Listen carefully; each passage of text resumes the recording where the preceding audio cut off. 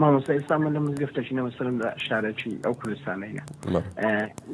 نوێژ دەکەین تەڕاوێ دەکەین مامۆستای مزگەفتەکەی دەڵێ کاکە پاش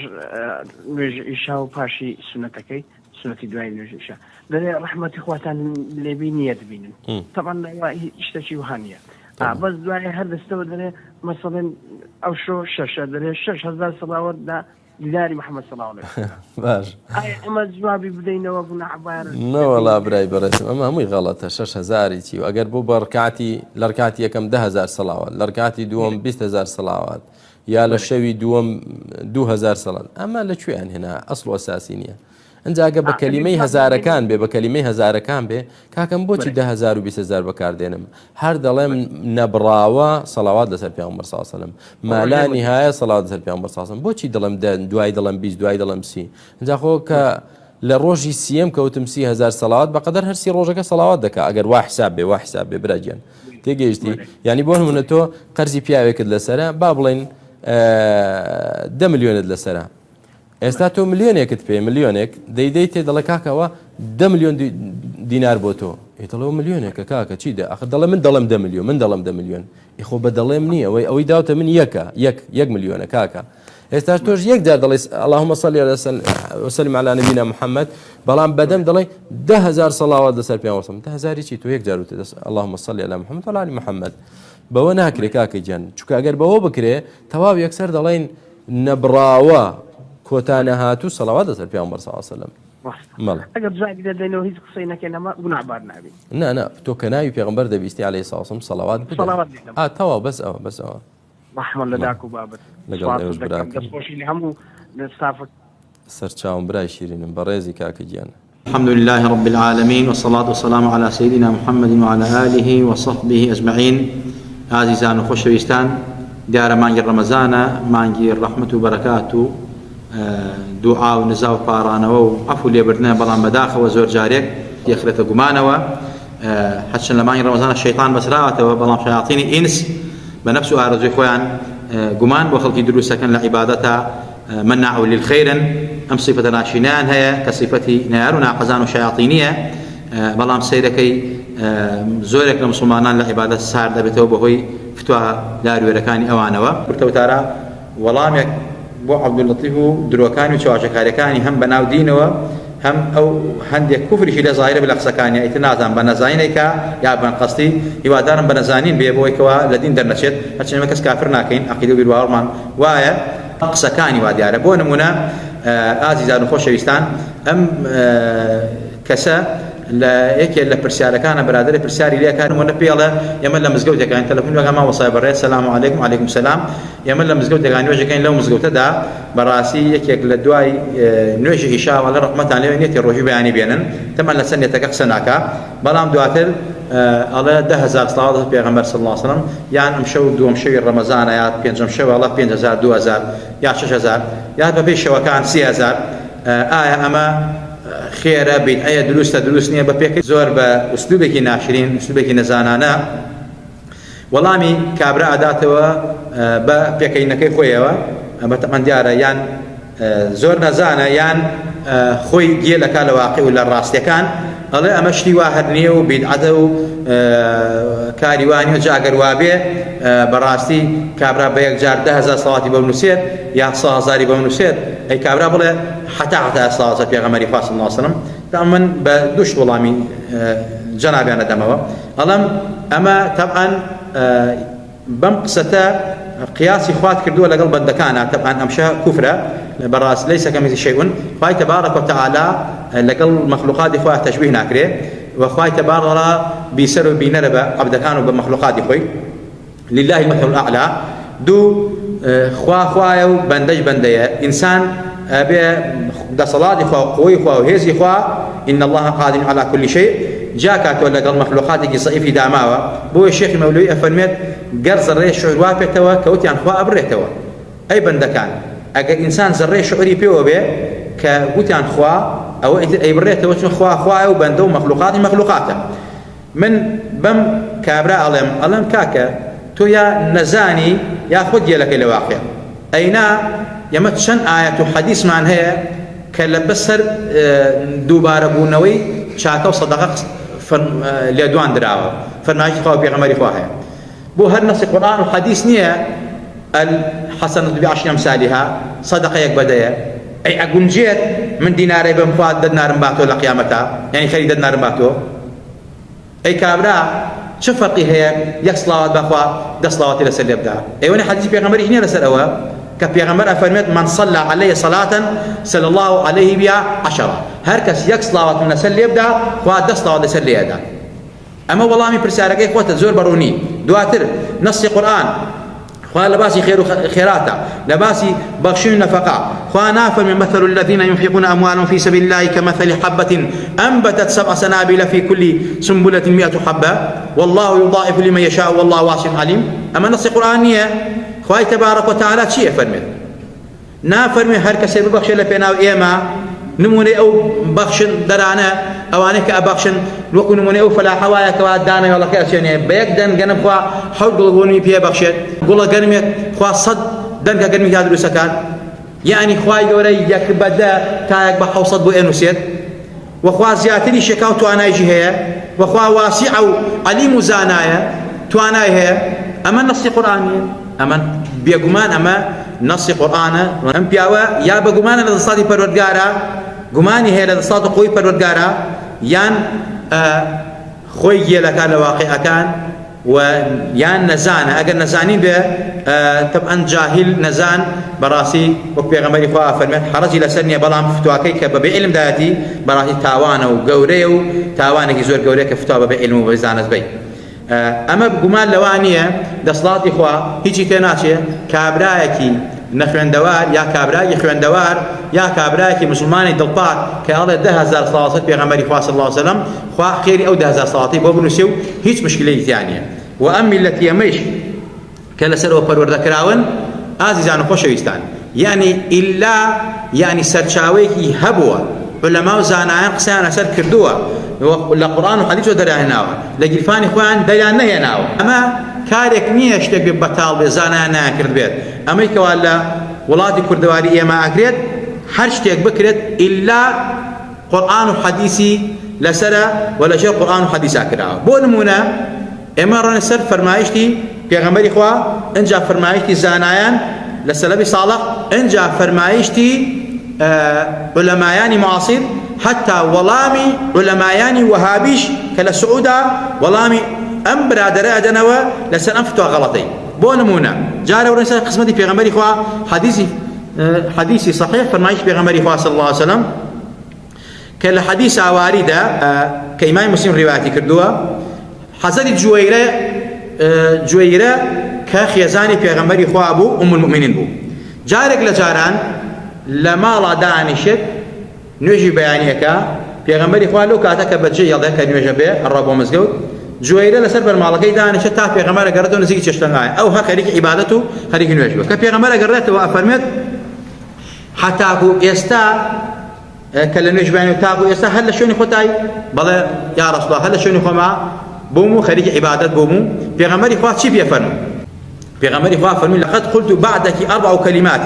من لە دوای ئەوەی کە تۆم بەجێهێڵات 4 کەلیمە موت بەقەد ئەندازەی ئەم ماوەی دانیشتنی تۆ لە نوێژی بەیانیەوە تا کاتی چەشن و چروق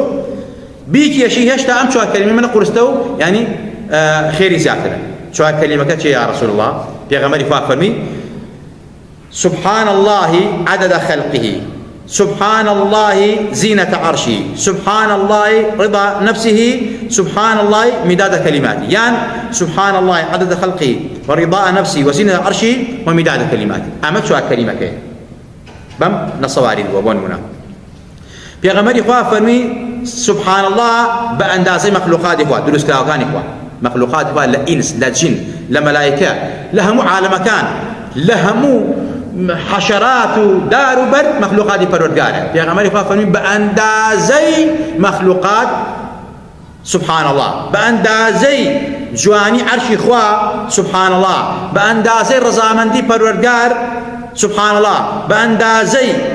مرکبی نوسینوی کلماتی پروردگار سبحان الله اما پیغمبر خدا فرمود ابي اجاوشی فرمود ام چوار کلمه اندازه ام عبادتي توكل دون نوجي بياني وحتى شجنا قرسترا وشاكترا وباشترا وقورترا يعني من خير عظيم تاعي يعني أما بيغمبر كمان فرميتي يعني أما جورك للتعليم ولا التشريع ولا فير كردن كبو أمتكي أتواني بلا بأندازي قلايدار سبحان الله بأندازي قلايدار لا إله إلا الله بأندازي قلايدار لا حول ولا قوة إلا بالله وخير يجيبوها نسيت أما السنة دي بيغمبري خواهي بلام هو توي نزاني بدعة لدوة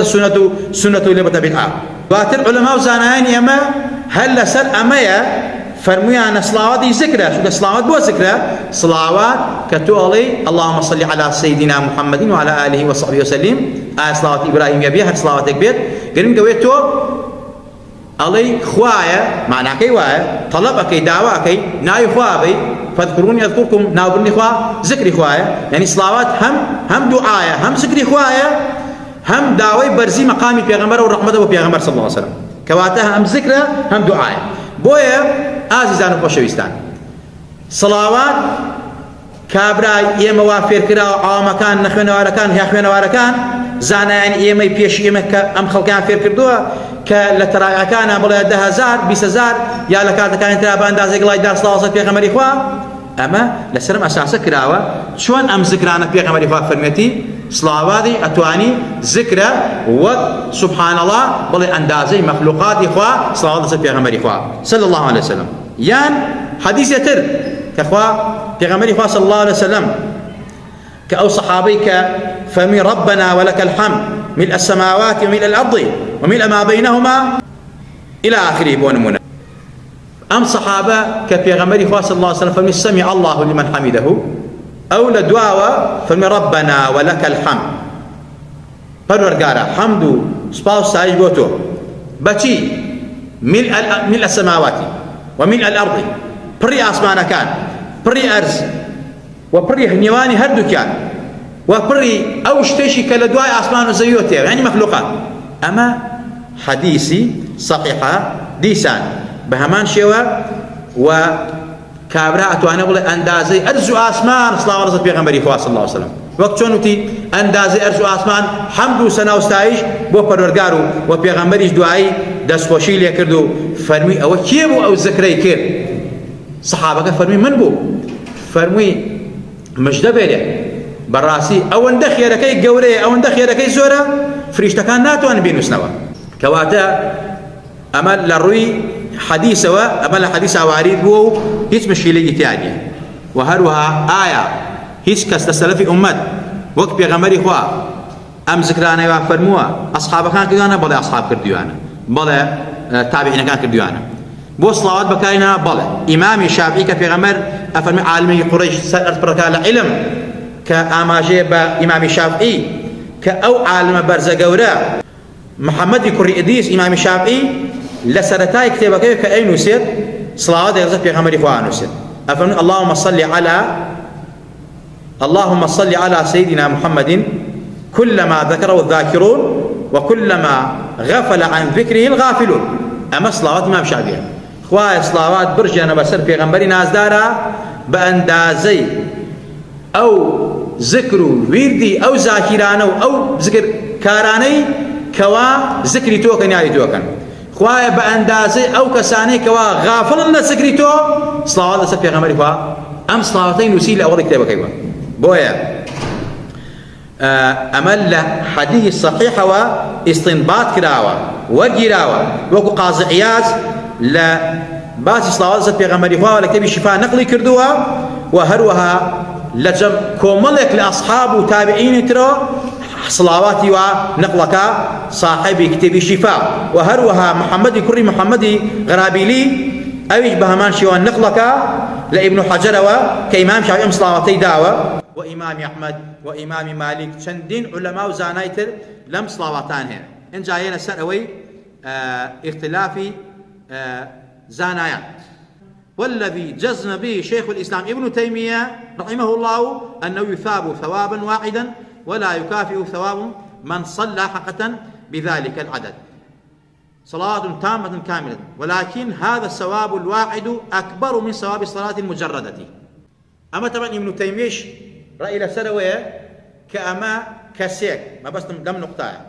ابن تيمية لو كسيك اللهم صل على سيدنا محمد يا اللهم صل على محمد بعدد مثلا كذا وكذا آية ما يصلى يك صلواتي بونسيت يان تش صلواتي بونسيت يا صلواتي جوري ابن تيمية يك صلواتي بونسيت طبعا رأي خويت رأي ابن تيمية خويت إمام كان جوانا فرمان بلام أم صلواته لصلواته تنها جواسره قرنج أوي ابن تيمية لما دروسته كابرا بلا 10,000 صلاة في غمر صلى الله عليه وسلم وخواي جورا بلا خير يك صلواتي بونسيت بلام أم 10,000 صلواته جواسره لصلواته تنها كابرا اللهم صل على سيدنا محمد أمر ابن تيمية كبس 10,000 صلواتك زور بجوري أزانه وقته براستي خيركان بكم نازانه كما تو حمو جانو خارب شقا پیغمبري خوا افنل فلا تحقرن من المعروف شيئا هيج كاتك شاكي كم بكم مزان بلام تو لواني منع للخير وقت شاكاني بكم مزان ابن تيميه چونك عالم بوا الله ما بيك صلاه من رأى ما بيك صلاه نسيت بلام صلواتي جورو عظيمه ومعناها واتاجي جوريتايا لصلواتي تنات جواز امن فتاوي ابن تيميه كلام بروسيديكا برج يانزا لا برا دوانزا تابي سوسي بروسيديكا أنا أتمنى بخواي جوري شيء بيناتي شون بيغمري خوافني سبحان الله عدد خلقه بأندازة مخلوقات سبحان الله أنو سريت بهمان شو كابراوتي اللهم صل على سيدنا محمد بعدد خلقه بأندازة مخلوقات خوا خير صلواتي بو أنوسيو بود صلاتي خواي جوري هيجي بيناتي شون كخواي جوري خوايو ده صلاتي هيو قادر وسلم مشتكاو يضاعف لمن يشاء والله واسع عليم أما ده صلاتي پروردگار أخبار آثار لم بارو زور نقل كراون بلام أوي كوا قرن بيه خلاصي قسمان أوي ألين إيش خرابي جتانية وهيج جمانة جتانية هيج بدعة جتانية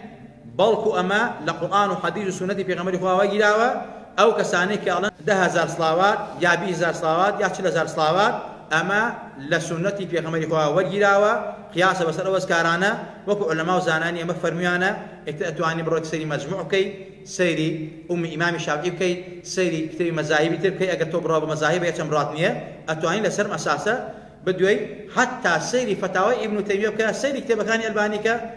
يكتوز وجدانا تيابوا أو أندتو بوجدان نبون أوان بوجدان إخوان كان أما خير يك صلواتك بلام صلواتك زور قوري وصلواتك تنها جاواسرة خلقيك فيري أوكراوك بل 10,000 صلوات 20,000 صلوات لسر أساسي أوانا بو وعلماء رأيانا سر بو إتر چونك تو علماء زانانيت شار زانيت ياخذ لجيلكي واقعك زاني راكي ومسلمانان فريو أديتو بدرو كانت مش براسي خواي قولت قبولناك يا مأدن نسبر برقاروا خواي تبارك وتعالى خوي دفاع لبيغمبرك خويك خوي لمسلمانانك لإيمان دارانك ولم شريعتك وهيج كاتك تو أمثالي تو ناتو أنا عقيدة بيرواري مسلمان مقارن وكاد خويش لنا مسلمانانا كدانا الأوا لتراوع كانا كابرا بلا 10,000 بكم الله وكاريبو يا كم خلق بشوازك ما ندوبو نيزاني وعدد ركعات كان سنة وتيانا مسألة 10,000 بود ركعات يكم بود ركعات دوم كان 20,000 تا قشتو بس يصل زارو وتركان توابو ولا سلو أساس بو تنبيه آقاداري بو استوانا آقادار كان بس لواد جلسة بيغمبري خوا كهم ذكروا هم دعايو هم باسي مقامي بيغمبري خوا صلى الله عليه وسلم أو خير قوليشان دس بكوي ولا سلو أساس بو وخلقي آقادار كانوا لكوتايا داوكار من خواي جورا هدايتي إيمشو هم أو مسلمان يبا وحق الراستي مانغشو في بيستي بأماجنية بلام أكو أركي سرشاني خمان كالسر أم بابة أجر فراموش مان كدا إهمال مان كدايا خلقاني زور ونزاني كولام يعني أمان سحقنو وزانانو علمايانو أو خلقي قديم إيما كجوش كدا وشوازة هم يعني لسر جهل ونزاني كالوردكراون بلام دلنيابن خلقينا خلقي إيما وزاناي إيما وعلماء إيما أمولاته هموي بعلم وزانته بقرآن والسنة فرمايتي زانان وسلوك سان كردوا كاريان هم الشرعية بلكو أوانك وأمر أوان بانغشي وكنا شرعي دور الدين والواقع وصلى الله وسلم وبارك على سيدنا محمد وعلى آله وصحبه أجمعين.